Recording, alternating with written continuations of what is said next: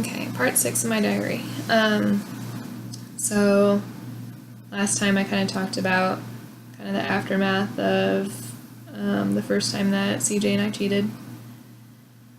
And this time I'm going to kind of talk about kind of progressing up to the fallout.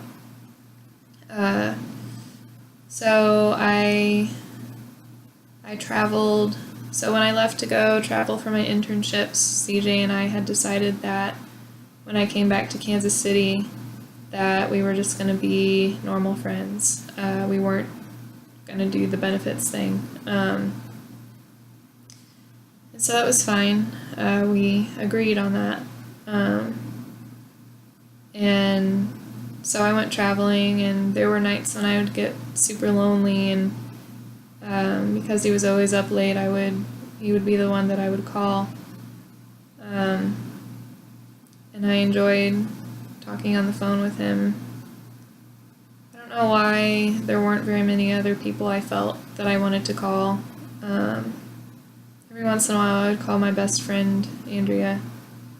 I would talk to my mom and dad and stuff, but usually, more than anything, I wanted to call and talk to CJ.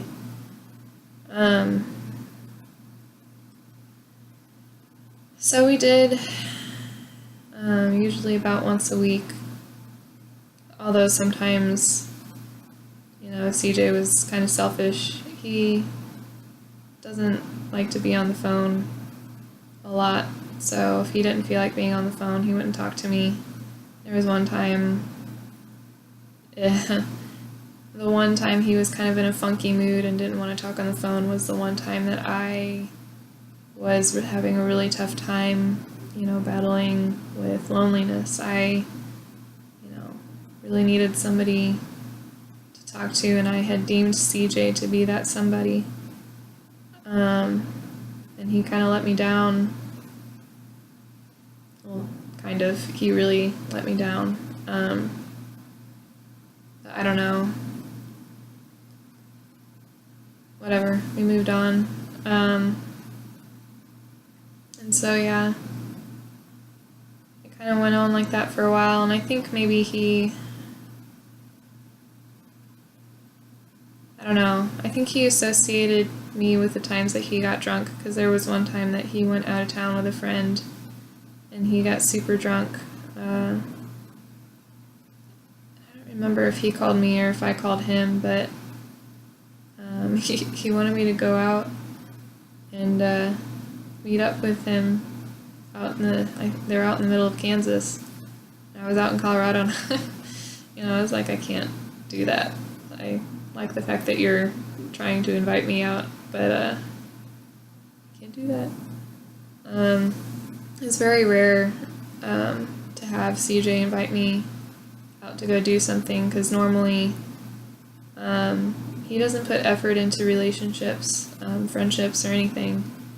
It's like if you want to hang out with CJ, you have to be the one to initiate it. He does not. He doesn't initiate anything with other people. Except for later on when I came back to Kansas City, but I'll talk about that later. He doesn't think to call or text anybody and be like, hey, what's up? Come over to my place. They always have to be the one asking CJ, hey, can I come over? So the few times that he would invite me to go do something, I definitely liked those moments. So yeah. I came back to Kansas City eventually, and we did good for a while, just being regular friends, just hanging out without the sex. And it was good. I enjoyed the concept of it. I really wanted to make that work. And at that point I was also kind of starting to get a little closer with Michelle.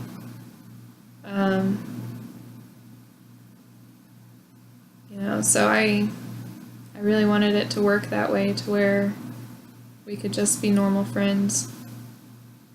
And it worked out well that way for a while. But I guess there was one day, well, CJ likes to tease me. I was very submissive to CJ. The moment he would, get too close to me or touch me, I just, I couldn't control myself.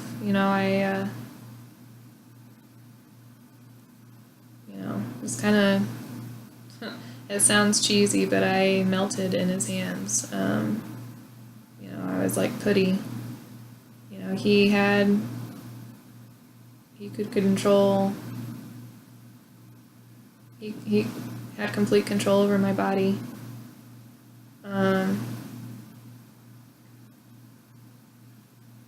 And so he liked to tease me because he liked that.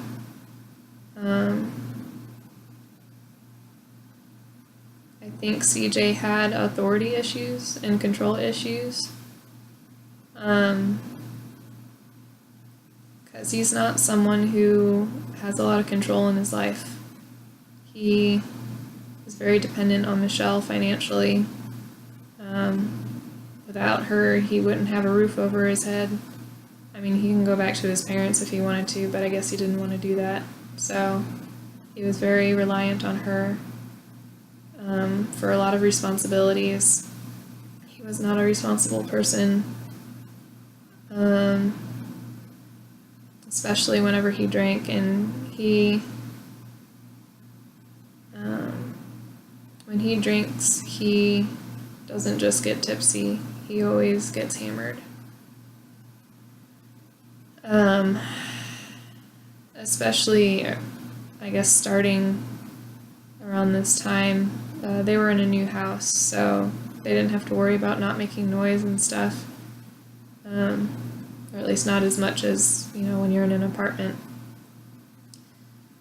So, but anyways, I guess one of those days that he was teasing me, he was also kind of teasing himself and decided, screw it, I think he always thought that he had more self-control, and he never had as much as he thought he did.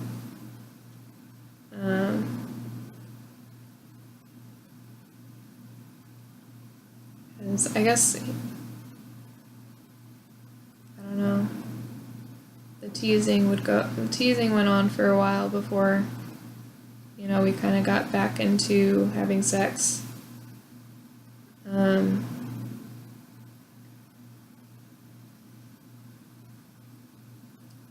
I think he had days where he would always tell himself, I'm not going to do it. But then he ended up doing it. And at this point, I took on a very passive role. I never tried to initiate anything with him, but at the same time, I didn't stop him ever because I enjoyed it. I liked it when he would come close to me and when he would touch me, and I kind of liked when he teased me. Because it always, I guess, had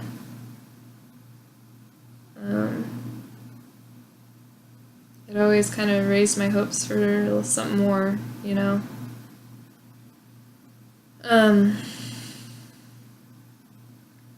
But yeah, eventually we kind of fell back into bad habits. And at some point he started drinking a lot, more towards, I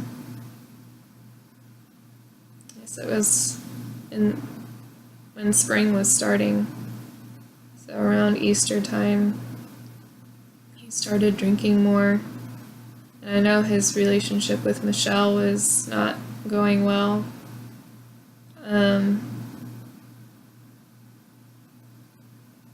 he would kind of pick on her for, this guy texting her.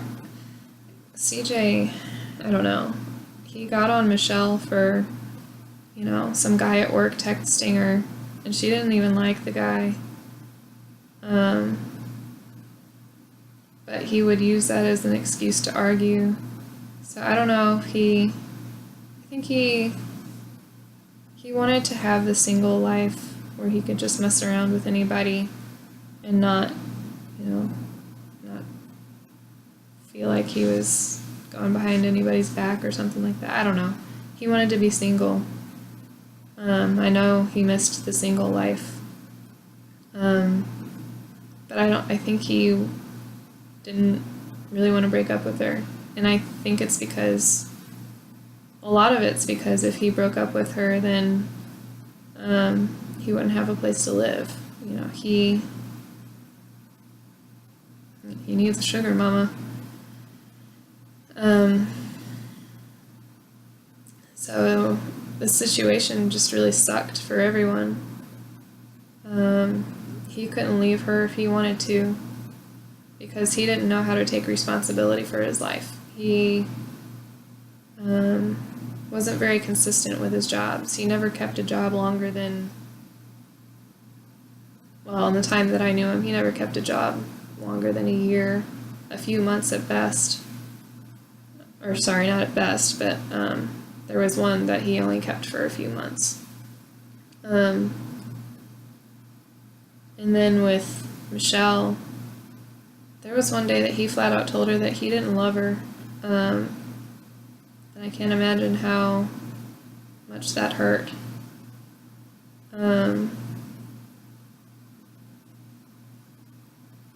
But, for Michelle, I guess I just don't understand because he's cheated on her before and then he tells her that he doesn't love her and then it's like he's creating arguments to where it's almost like he wants her to break up with him,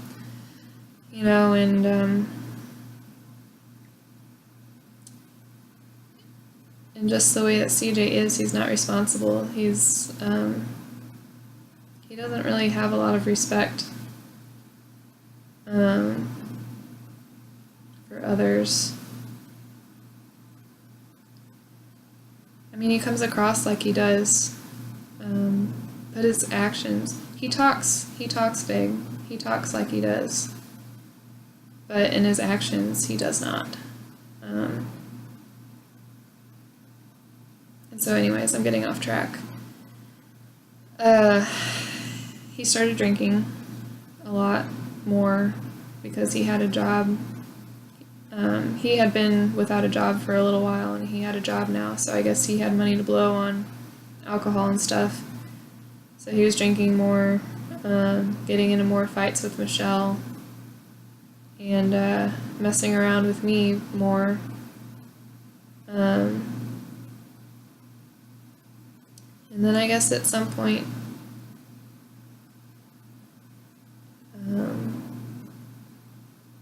I don't know what kind of spiral he was going down, but he was definitely going down one. And I guess at some point he decided to tell Michelle about the cheating, and it was ironically after a night that CJ and I had a bad time in bed the night before. He came home super drunk. He was already blackout drunk at that point, but he came home, and he wanted to have sex with me, and I told him that I didn't want to because I was tired of having sex with him when he was hammered, when he was drunk.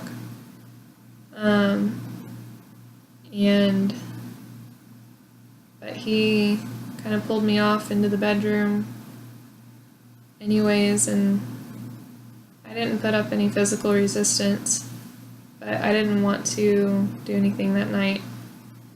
I wanted, I was just tired of being with him when he was drunk.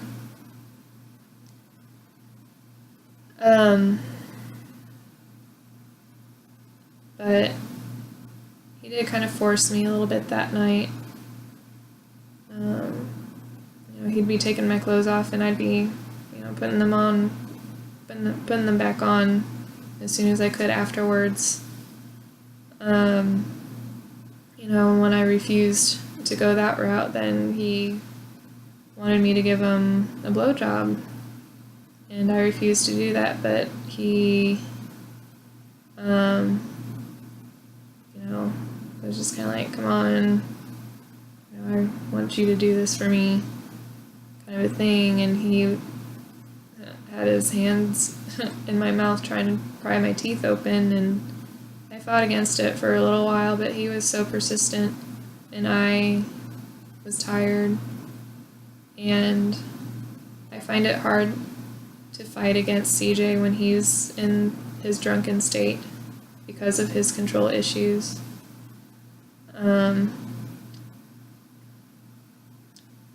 So yeah, I just kind of gave up because it was more of an attempt to get him to stop earlier rather than later. So, and then I tried to go to the bathroom because I figured if I go to the bathroom, he'll lay in bed and he'll fall asleep. But he followed me into the bathroom. He wouldn't give me any space, or he wouldn't give me a moment to be alone, and I think because he knew that I was trying to get away from him.